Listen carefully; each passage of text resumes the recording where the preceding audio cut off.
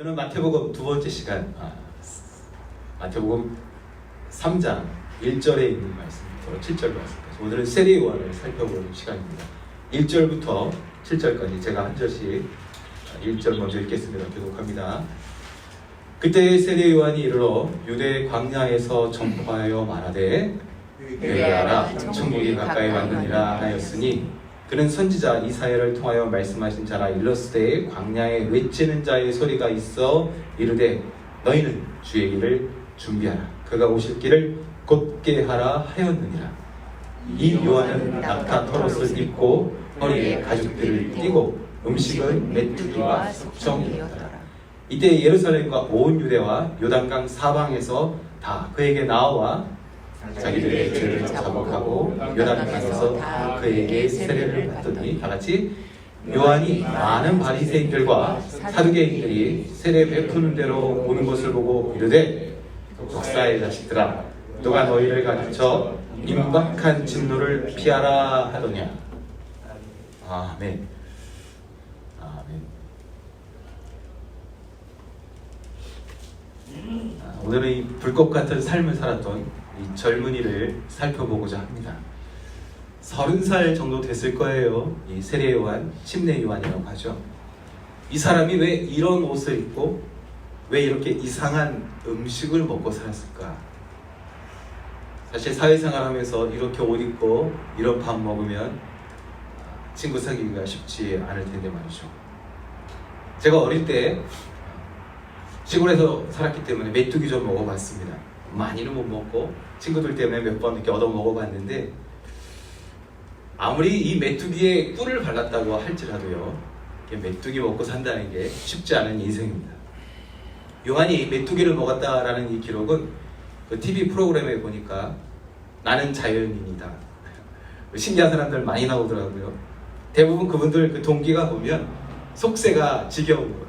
사람이 싫고 뭐 실패하고 건강 문제가 있어서 자연에 들어가시는데, 내가 다 싫다 그래서 떠나갔다라기보다는 이 낙타 털옷을 입고 살았던 이 요한의 모습은 경건한 모습, 구별된 모습을 우리에게 보여주고 있습니다. 어느 날 갑자기 이 팔레스타인에 이 30살 젊은이가 강렬한 인상으로 등장하였습니다. 그리고 불꽃 같은 사역 후에 금방 처형당했습니다. 특이한 점이, 제 기억에 어떤 선지자도 이 선지자가 태어나기 전에 에피소드는 성경에 기록이 없는 것 같아요. 근데 이 세례 요한은 태어나기 전부터 여러 가지 이야기가 등장하죠. 부모님이 늦게 이 아이를 임신하게 되죠. 아버지 사가랴가 성전에서 섬기다가 주의 사자를 맞닥뜨리죠. 그 증표로 아이가 태어날 때까지 아버지가 말을 못하게 됩니다. 바로 이 특별한 배경을 가진 이 예수님의 친족 청년이 어느 날 갑자기 이 팔레스틴에 등장하자 사람들이 흥분의 도가니로 이 사람을 주목하게 됩니다. 다음 슬라이드 한번 볼까요? 이 성경에서는 분명히 메시아 전에 엘리야가 온다라고 예언하고 있습니다. 이 성경이 구약의 마지막 성경 말라기서입니다. 그리고 이 말라기서의 마지막 장에 나오는, 마지막 부분에 나오는 구절입니다. 곧 엘리야가 나타난다라고 말한 지 벌써 400년이 흘러가는 시점이었습니다. 주변 강대국에 치이면서 신음하던 이스라엘 백성들이 아주 오랜 시간 동안 이 메시아를 고대하던 그때였습니다. 다음 슬라이드 보시면 온 이스라엘이 왜 이렇게 요한을 보고 흥분했는지 우리가 알 수가 있습니다. 요한의 겉모습이 구약의 엘리야와 너무 비슷합니다. 털옷과 가죽띠, 이 트레이드 마크, 누가 봐도 요한은 엘리야를 떠올리게 하는 외형을 가지고 있었습니다. 메시아의 전제 조건이 엘리야의 재림이었는데, 어느 날 혜성과 같이 등장한 이 젊은이, 이 기이한 모습의 요한이 나타나자 사람들이 흥분할 수밖에 없었습니다. 그런데요, 엄청난 반전이 있었습니다. 온 백성이 오랫동안 기다리고 기다렸던 정말 그 엘리야가 다시 왔는데 이 엘리야가 너무 까칠한 거예요. 이 엘리야가 처음부터 끝까지 그 내뱉는 메시지가 너무 아픈 메시지만 던지고 있습니다. 회개하라, 천국이 가까이 왔다. 뭐 중간에 설명도 없고 무언가 이 설명을 부드럽게 만드는 예화도 없습니다. 회개하라, 천국이 가까이 왔다. 사람들이 부담돼서 선생님 좀 살살해 주시면 어떨까요? 부탁했을 때 오히려 더 심한 말을 하죠. 이 독사에 너무너무 까칠합니다. 그런데 이상해요. 일이 이상한 방향으로 진행이 됩니다. 이렇게 어떤 사역자가 나타나서 심한 욕을 하는데도 사람들이 각지에서 몰려오는 거예요. 왜 이렇게 사람들이 몰려들었을까요? 이 회개하라는 메시지가 절대로 듣기에 부드러운 메시지가 아니었을 텐데 사람들이 강력한 메시지를 듣는데도 꾸역꾸역 요한 앞에 다가옵니다. 혹시 사람들이 이 신기해 보이는 요한의 겉모습 때문에 흥미를 가졌을까요? 아니면 전설처럼 전해지는 태어나기 전부터의 그 특별한 이야기에 매료되었을까요? 요즘에 듣기에 부담 없고 부드러운 메시지가 대세인 것 같습니다.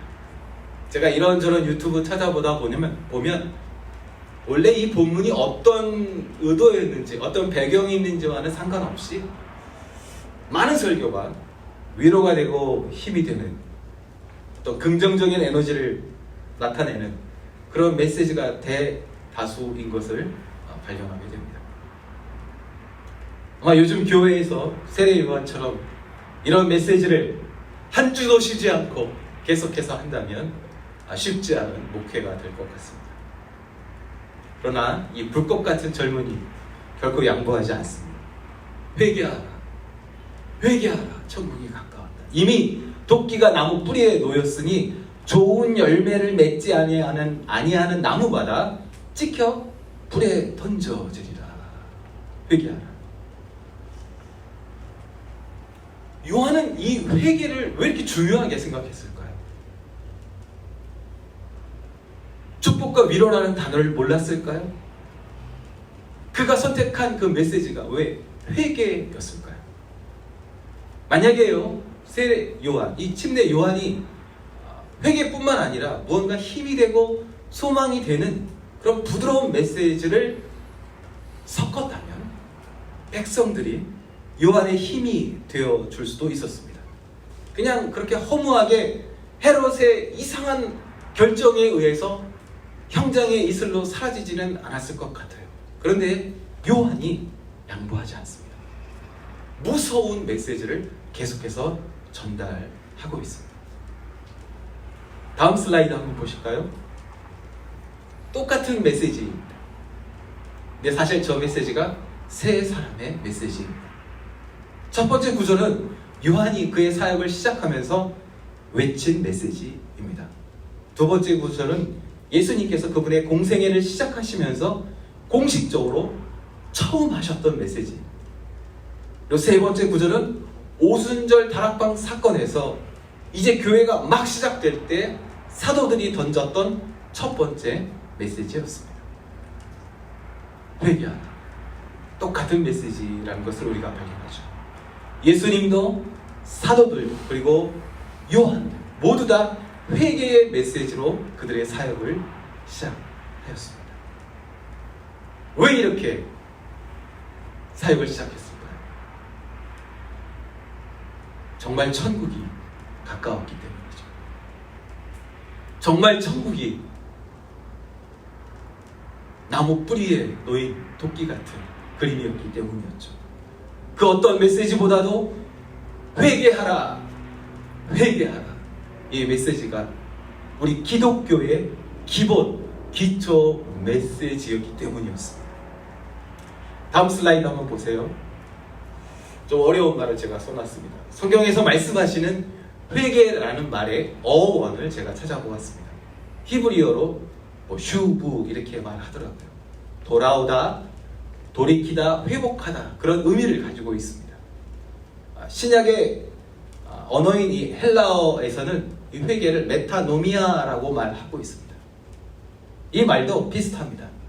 마음을 넘는다, 생각을 넘는다, 어떤 물리적인 방향뿐만 아니라 삶의 방향과 마음의 방향까지 바꾸는 것을 의미하고 있습니다. 성경이 의미하는 회개는 종교가 말하는 회개와 확실한 차이점이 있습니다. 회개는 자신의 잘못을 반성하고 뉘우치는 데 그치는 것이 아니라 하나님의 말씀에 돌아가는 것을 의미합니다. 가룟 유다가 은30에 예수님을 팔았던 것을 후회하였습니다. 그러나 우리가 그 후회를 회개라고 말하지는 않습니다. 지난 1월 달에 우리 LA에서 큰 산불이 있었습니다. 기억하시죠? 많은 사람들이 집을 잃고 떠나야만 했습니다. 불타버린 집에 다시 돌아가 후회하며 사는 것은 회개가 아닙니다.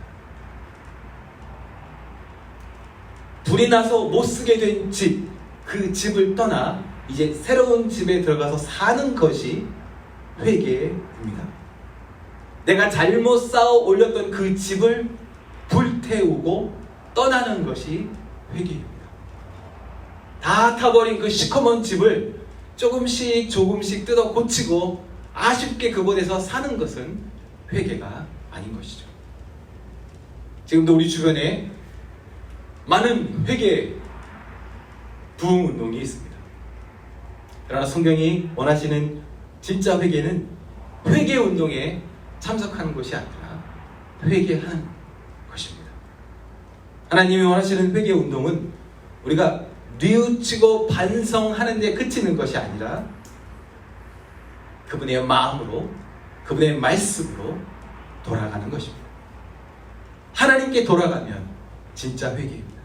내 마음대로 살아가던 내 삶의 방향을 완전히 되돌려서 하나님의 약속의 말씀으로 되돌아가는 것이 회개입니다.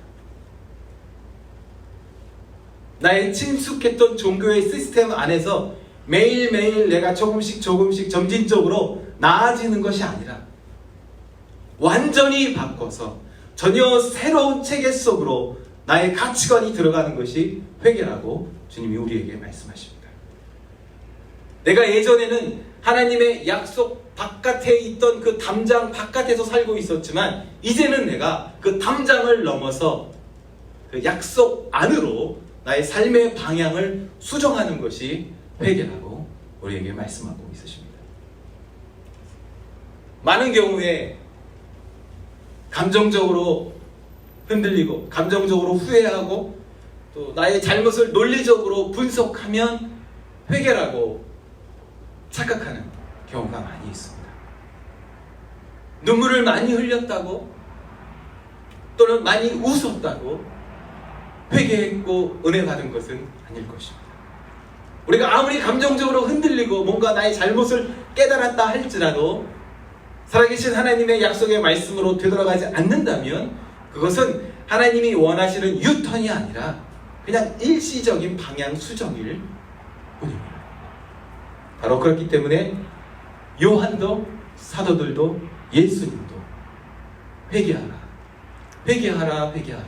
말씀하셨습니다. 수많은 사람들이 이 요한의 이 메시지를 듣고 회개했다고 말하면서 세례받으러 침례받으러 요단강으로 나왔습니다. 그때 요한이 아주 거칠게 고함칩니다. 이 독사의 자식들아, 누가 너희에게 이런 예식에 참여하는 것이 회개라고 말했느냐. 수많은 종교인들이 또 다른 종교 의식 앞에 자신을 드리려고 했습니다. 그러나 이 종교인들이 요한에게 실컷 욕만 얻어먹습니다. 죄인에게 필요한 것은 어떤 의식이 아니라 옛사람이 완전히 죽는 경험이 필요했기 때문이었습니다. 우리가 교회에서 세례식, 침례식 하면서 또 성찬식을 행하는 이유가 무엇이겠습니까? 어떤 신비한 예식이 주는 우리 마음의 안정감 때문일까요? 아닐 것입니다. 내 마음의 방향을 틀어서 하나님의 따뜻한 품 안으로 되돌아가는 고백이 우리가 이러한 예식을 기념하는 이유일 것입니다. 우리가 매일 기도하고 말씀 보고 또 예배에 참석하는 이유가 무엇일까요? 혹시 내 몸에 잊어지지 않는 종교적인 어떤 그 의식이 반복해서 내 몸에 완전히 붙어버리도록 그렇게 하면 내가 평안해질까봐 혹시 그렇게 하는 걸까요? 아니면 우리가 예수님에게 기도하고 예수님에게 우리가 찬양하고 예수님의 말씀을 읽음으로 성령의 임재 안에 거하기 위한 우리의 행동일까요? 오늘 이 요한의 메시지가 우리에게 큰 깨달음을 줍니다. 회개가 천국의 시작이라는 사실입니다. 우리의 삶이 종교적인 어떤 이벤트를 통해서 조금씩 나아지는 것이 아니라 예수님의 십자가처럼 한 번에 단번에 들어지는 것이 천국의 시작점인 줄 믿습니다. 누구든지 회개하면 천국을 만날 수 있습니다. 회개함이 없다면 천국을 볼 수 없습니다. 내가 나의 모든 죄들을 기억해서 빠짐없이 뉘우치기 때문에 회개하는 것이 아니라 예수님의 보혈의 능력이 나를 정결하게 하시는 줄 믿습니다. 다음 슬라이드 한 가지 더 보겠습니다. 이거 한번 읽어볼게요. 누가복음 1장 80절 말씀 다 같이 시작. 아이가 자라며 심령이 강하여지며 이스라엘에게 나타나는 날까지 빈들에 있으리라. 요한이 빈들에서 자라났죠. 대부분의 신학자들은 요한이 분명히 쿰난 공동체나 SNL파 어떤 금욕주의 단체에 소속되어 있을 것이라 추측하고 있습니다. 아마도 이 요한이 어릴 때부터 그 단체에서 성장하면서 하나님께 드려진 나시린처럼 어려서부터 구별된 경건한 삶을 살았을 것이라 추측하고 있습니다. 그런데 저의 시선을 사로잡는 구절, 단어가 있습니다.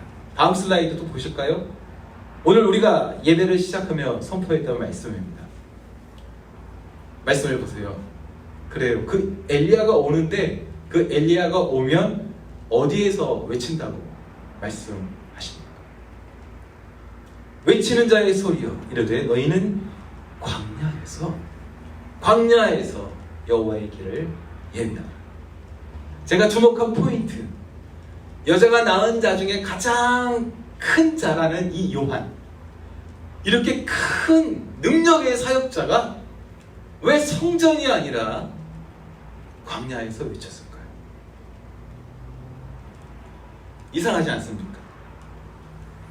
무언가 사람들에게 영향력을 미치려면 사람이 많은 중심지 예루살렘 성전으로 가야 할 텐데 요한은 자기가 살던 그 변두리 사막에서 움직이지 않았던 것으로 보입니다. 요한의 사역지는 언제나 광야였습니다. 요한이 원했던 것이 무엇이었을까요? 혹시 요한이 살짝 멍청했을까요? 왜 이렇게 모든 사역자들이 기본적으로 알고 있는 이 기초적인 사실을 망각했을까요? 사람들에게 메시아에 대해 가르치려면 분명히 중심부인 성전에 서야 한다는 것, 왜 이 기본적인 사실을 생략했을까요? 요즘에는 낚시를 하더라도 기술의 도움을 받더라고요. 어군 탐지기라고 해서 바다 아래 물고기가 어디 있는지 훤히 들여다보면서 낚시를 하더라고요. 최근에는 물고기가 없는 곳에 절대로 그물을 내리는 법이 없게 되었습니다. 그런데 이상합니다. 하나님의 사람 이 요한, 잡을 물고기에 집중하지 않고 자신의 사명에 집중하는 것을 보게 됩니다. 이런 태도, 이런 방법의 미니스트리라면 결말이 뻔하죠. 그런데 이상하죠. 또 다른 반전이 일어납니다. 이상해요. 사람들이 각지에서 광야로 나아옵니다. 사람들이 각지에서 광야로 나와 회개합니다. 심지어 성전에서 일하던 사람들도 광야로 나옵니다. 무엇보다 예수님도 성전에서 요한을 만나시는 것이 아니라 요한이 외치고 있던 그 요단 강가에 오셔서 요한을 만나십니다. 모든 갈급한 심령들이 진리를 찾아 나아오는 모습을 볼 수가 있습니다. 성전이 아니라 광야에서 외치는 이 요한의 모습, 오늘 우리에게 무엇을 의미하고 있을까요? 우리가 사는 세상은요, 교회를 세우려면 사람이 많은 곳에 가야 한다고 말하지요. 틀린 말은 아닐 것입니다.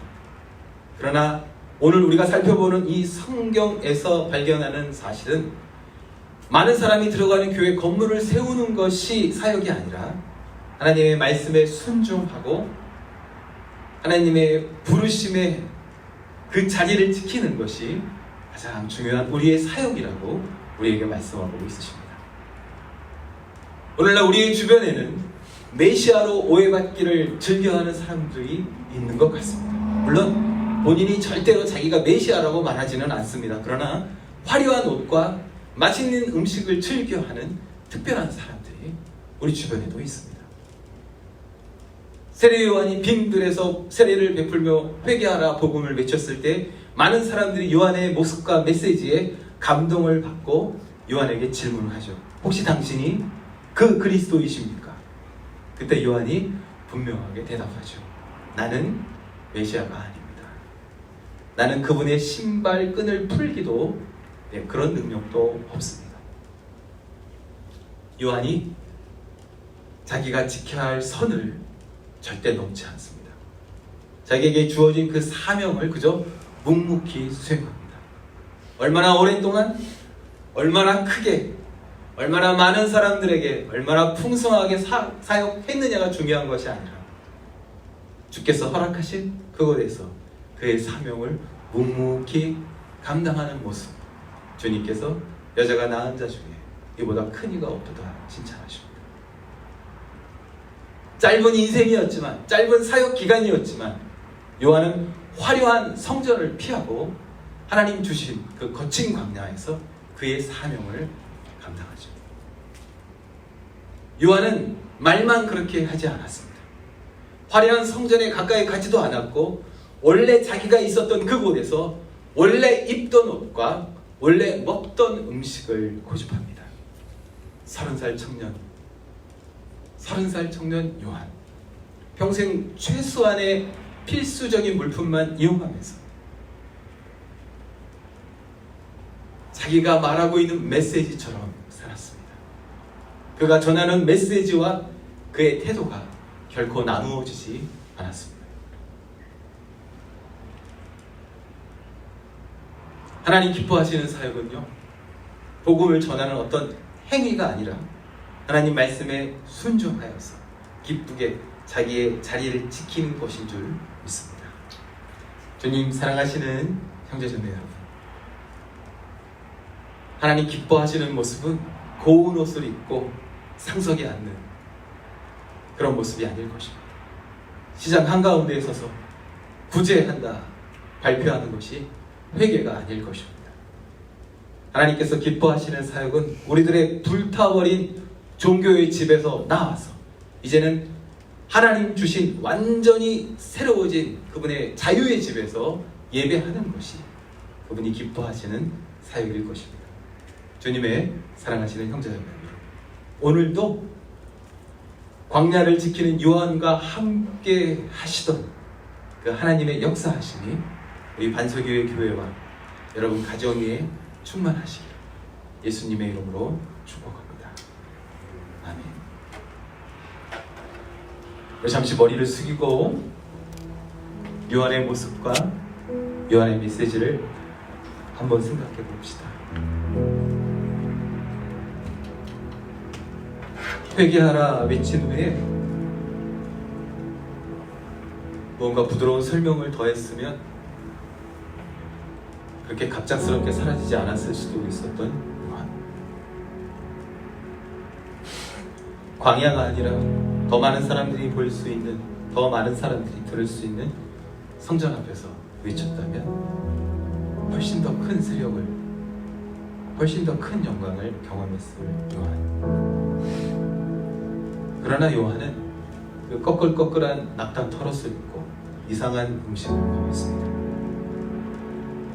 그의 자리, 광야에 남아서 하나님의 부르심에 기쁘게 순종하였죠. 저자시 말씀을 준비하며 나는 어디에 서기를 원하는가 생각해보면 여전히 사람들 많이 모이는 성전, 그것을 그리워하고 있는 마음을 발견하게 됩니다. 어디에 서기를 원하십니까? 삶을 통하여 어떤 메시지가 전달되기를 원하십니까? 강단을 통하여 어떤 메시지를 듣기를 원하십니까? 혹시 많은 사람들이 모이는 것에는 다 이유가 있을 거야 그렇게 생각하십니까? 혹시 많은 숫자에 소속되면 훨씬 안전할 거야, 그 안정감이 나에게 평안을 주고 있습니까? 혹시 다 불타버린 그 옛집을 그리워하며 조금씩 고치며 그런 시도를 하고 있지는 않을까요? 주님의 사랑하시는 형제자매 여러분, 아이러니한 것은 우리가 광야에 있을 때 가장 평안합니다. 그분이 부르신 곳에서 우리가 예배할 때,